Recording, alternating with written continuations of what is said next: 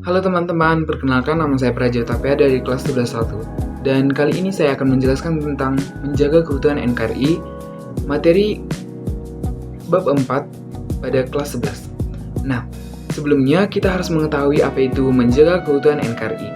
Menjaga keutuhan NKRI adalah sebuah usaha dan tanggung jawab setiap warga negara Indonesia untuk mempertahankan kesatuan, persatuan, dan kedaulatan negara Indonesia supaya tetap utuh sebagai negara yang merdeka, berdaulat, dan serta terhindar dari berbagai perpecahan.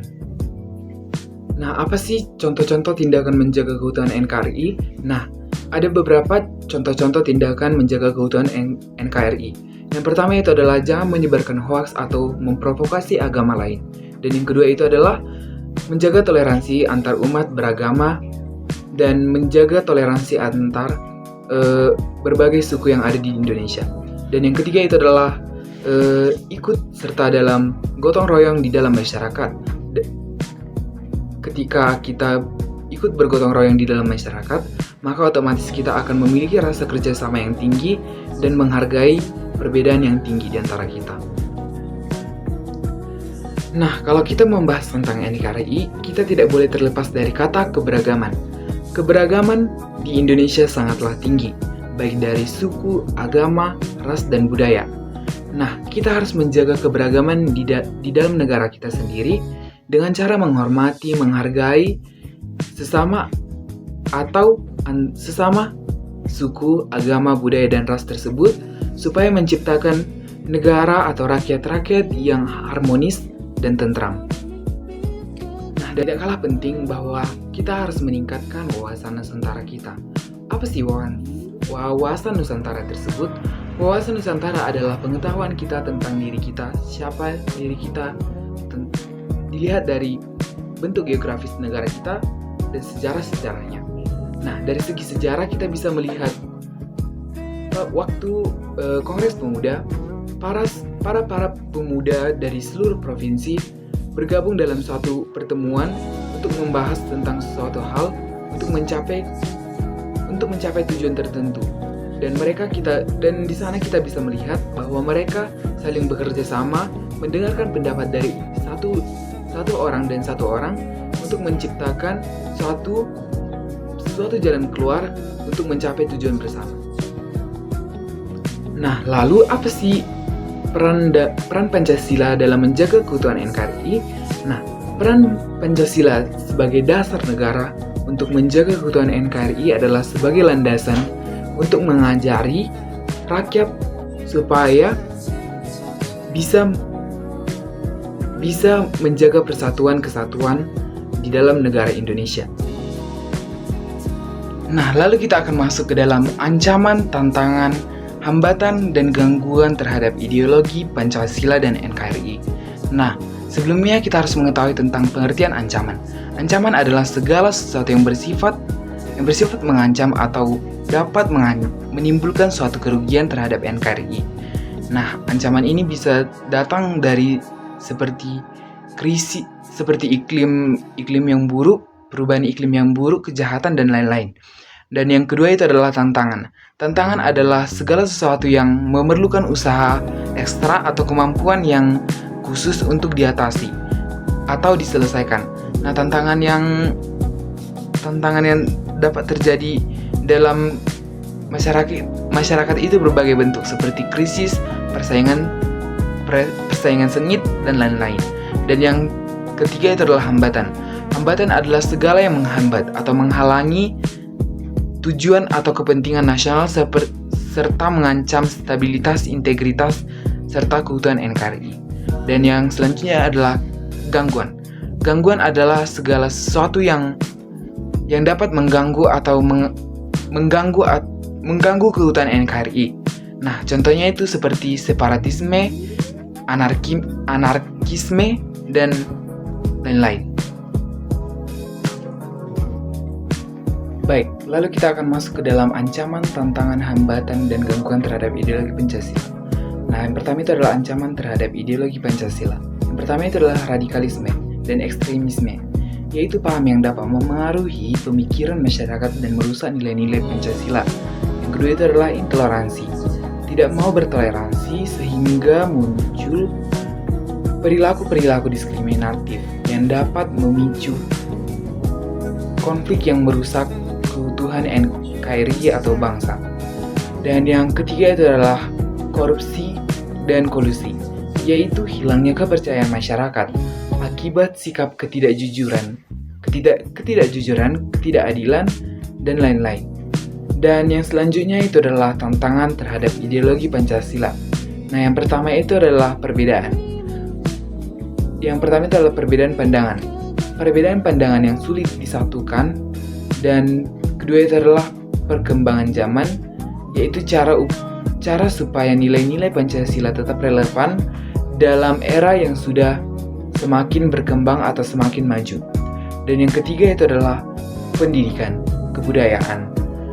Nah, pada poin ini kita harus mengetahui bagaimana menjaga pendidikan dan kebudayaan tetap konsisten sesuai dengan nilai-nilai Pancasila dan tidak terpengaruh dengan ideologi lain. Dan yang selanjutnya itu adalah hambatan terhadap ideologi Pancasila. Yang pertama itu adalah kurangnya pemahaman nilai-nilai Pancasila. Yang kedua itu adalah tindak kejahatan. Dan yang ketiga itu adalah pengaruh ideologi asing. Dan yang selanjutnya itu adalah gangguan terhadap ideologi Pancasila. Yang pertama itu adalah diskriminasi. Dan yang kedua itu adalah kriminalitas. Dan yang ketiga itu adalah ketidakadilan. Selanjutnya kita akan masuk ke dalam beberapa pengklasifikasian ancaman terhadap NKRI. Yang pertama itu adalah berdasarkan jenisnya. A. Ancaman militer. Ancaman militer adalah ancaman yang menggunakan kekuatan bersenjata secara terorganisir yang dinilai mempunyai kemampuan membahayakan kedaulatan negara, keutuhan wilayah negara, dan keselamatan segenap bangsa. Yang selanjutnya adalah B. Ancaman non-militer adalah merupakan ancaman yang berasal dari faktor-faktor non-militer seperti dari bidang ekonomi, politik, sosial, dan lingkungan. Ancaman non-militer dalam hal ini lebih berbahaya karena wujudnya tidak selalu nyata, seperti ancaman yang berkaitan dengan ideologi. Yang selanjutnya adalah C. Ancaman hibrida. Ancaman hibrida merupakan penggabungan dari ancaman militer dan non-militer. Ancaman hibrida mencakup suatu tindakan yang terkoordinasi dan terintegrasi serta melibatkan berbagai jenis tindakan dan strategi yang membahayakan kepentingan nasional. Pada umumnya, ancaman hibrida melibatkan penggunaan berbagai jenis kekuatan untuk mencapai tujuan politik, ekonomi, dan militer. Dan yang kedua itu adalah berdasarkan sumbernya. Yang pertama itu adalah ancaman internal. Segala sesuatu yang berkaitan dengan ancaman, tantangan, hambatan, dan gangguan yang berasal dari dalam negeri. Yang selanjutnya adalah ancaman eksternal. Segala sesuatu yang berkaitan dengan ancaman, tantangan, hambatan, dan gangguan yang berasal dari luar negeri. Dan yang ketiga itu adalah berdasarkan sifatnya. Ancaman nyata, yaitu ancaman yang sering terjadi dan membahayakan kedaulatan negara. Ancaman ini bisa berasal dari dalam negeri ataupun dalam negeri. Contohnya, terorisme, radikalisme, wabah penyakit, bencana alam, pelanggaran wilayah perbatasan, dan lain-lain. Yang selanjutnya adalah ancaman belum nyata. Ancaman belum nyata merupakan ancaman yang tidak terlihat dan belum diketahui. Yang keempat itu adalah berdasarkan bentuknya. A. Agresi berupa penggunaan bersenjata oleh negara lain terhadap kedaulatan negara, keutuhan wilayah, dan keselamatan segenap bangsa. Yang selanjutnya adalah pelanggaran wilayah yang dilakukan oleh negara lain. Yang selanjutnya adalah spionisme yang dilakukan oleh negara lain untuk mendapatkan rahasia militer. Yang selanjutnya adalah D. Sabotase oleh negara lain. Yang selanjutnya adalah aksi terorisme. Dan yang selanjutnya adalah pemberontakan bersenjata. Dan yang kesembilan itu adalah perang saudara yang terjadi antar kelompok masyarakat dan kelompok masyarakat bersenjata lain. Lalu, tantangan NKRI disebabkan oleh masalah sosial ekonomi, korupsi, konflik sosial dalam masyarakat, ancaman terorisme, bencana alam, dan sebagainya. Gambaran terhadap NKRI disebabkan lemahnya sistem pemerintahan, infrastruktur yang tidak memadai, kurangnya kualitas pendidikan, dan lain-lain. Gangguan terhadap NKRI berasal dari dalam negeri atau luar negeri, diantaranya adalah gerakan separatisme, kriminalitas, dan lain-lain. Lalu kita akan masuk ke dalam peran kita dalam menjaga keutuhan NKRI, keutuhan ideologi Pancasila dan Negara Kesatuan Republik Indonesia. Yang pertama adalah menjaga keutuhan dalam keluarga dengan cara menghormati dan menghargai antara anggota keluarga, mengajarkan nilai-nilai nasionalisme sejak dini, menjalin komunikasi yang baik dan harmonis, dan bersikap baik dan berperilaku sesuai nilai-nilai Pancasila, membantu anggota keluarga yang membutuhkan. Yang kedua itu adalah menjaga keutuhan dalam sekolah dengan cara mengikuti upacara bendera, menghargai dan menjalin hubungan sesama, baik sesama warga sekolah. Yang selanjutnya adalah menjaga lingkungan sekolah, belajar sungguh-sungguh, menghindari bullying kepada teman. Yang selanjutnya adalah menjaga keutuhan dalam masyarakat dengan cara saling menghormati sesama anggota masyarakat, menjaga kebersihan lingkungan, menjaga keamanan dan ketertiban, berpartisipasi aktif dalam pembangunan masyarakat, dan selanjutnya adalah menjaga toleransi dan menghargai perbedaan. Yang selanjutnya itu adalah menjaga keutuhan dalam kehidupan berbangsa dan bernegara, dengan cara mematuhi peraturan yang berlaku, menjunjung tinggi nilai kemanusiaan, berperan aktif dalam pemilu, menjaga persatuan dan kesatuan, memakai produk asli Indonesia. Selanjutnya kita akan masuk ke dalam bentuk-bentuk negara. Yang pertama itu adalah kesatuan. Negara kesatuan merupakan suatu negara yang tersusun tunggal. Tidak ada negara dalam negara. Kedaulatannya sepenuhnya berada di tangan pusat. Dan dalam negara kesatuan, hanya ada satu kepala negara, satu undang-undang dasar, satu dewan menteri, dan satu parlemen. Meskipun terdapat banyak bagian dari sebuah negara, tetapi mereka tidak berdiri sendiri. Contohnya adalah negara kita, yaitu negara Indonesia. Yang kedua itu adalah serikat.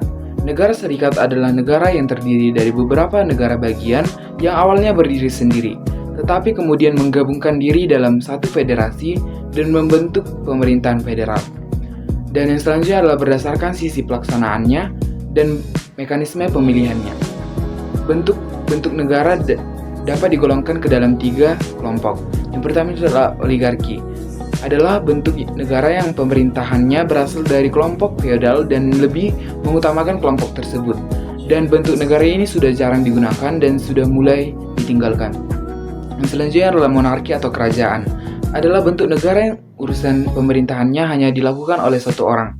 Dalam hal ini, hak dalam pemerintahan negara dijalankan oleh satu orang yang ditunjuk tanpa ada yang bisa mengganggu gugat. Yang ketiga itu adalah demokrasi. Demokrasi adalah bentuk negara yang pemerintahannya sepenuhnya di tangan rakyat. Artinya kekuasaan tertinggi di tangan rakyat. Demokrasi merupakan pemerintahan dari rakyat, oleh rakyat, dan untuk rakyat. Ada dua macam bentuk pemerintahan, yaitu monarki dan republik. Yang pertama adalah republik. Dalam bentuk pemerintahan ini, kepentingan umum menjadi pusat perhatian segenap aktivitas penyelenggaraan pemerintah atau negara. Ada 2 ciri pokok bentuk pemerintahan ini, yaitu corak ketatanegaraannya, suatu negara yang berbentuk pemerintahan republik demokratis, dan rakyat dilibatkan secara aktif dalam penyelenggaraan negara. Dan yang kedua itu adalah monarki. Monarki dalam bentuk pemerintahan ini dalam penyelenggaraan pemerintahan segenap kekuasaan negara dipusatkan di tangan penguasa sehingga kekuatan bersifat mutlak. Contohnya adalah Inggris. Lalu ada sistem pemerintahan. Sistem pemerintahan di dunia dibagi menjadi beberapa tipe dan karakter. Yang pertama itu adalah sistem pemerintahan presidensial, di mana kedudukan kepala negara dan kepala pemerintahan diorganisasi dalam satu kekuasaan seorang presiden. Yang kedua itu adalah sistem pemerintahan parlementer. Dalam sistem ini, parlementer memegang peran penting dan parlementer memiliki kewenangan untuk mengangkat perdana menteri dan dapat menjatuhkan pemerintah melalui mosi tidak percaya. Presiden di sini hanya menjadi simbol, sedangkan yang menjalankan tugas pemerintahan adalah perdana menteri. Contohnya adalah Inggris. Dengan demikian, hal-hal yang harus dilakukan warga negara sebagai wujud kepeduliannya terhadap negara adalah yang pertama, mendukung setiap kebijakan pemerintah yang berorientasi pada kesejahteraan rakyat. Yang kedua itu adalah berpartisipasi dalam penyelenggaraan proses demokrasi. Yang ketiga itu adalah memberikan kritik, saran, dan masukan terhadap kebijakan pemerintah yang tidak berpihak kepada rakyat. Dan yang terakhir adalah berupaya menjadi warga negara yang baik dan mampu menjadi agen perubahan. Dan sekian dari penjelasan video saya. Semoga penjelasan saya di video kali ini dapat bermanfaat bagi kita semua. Terima kasih.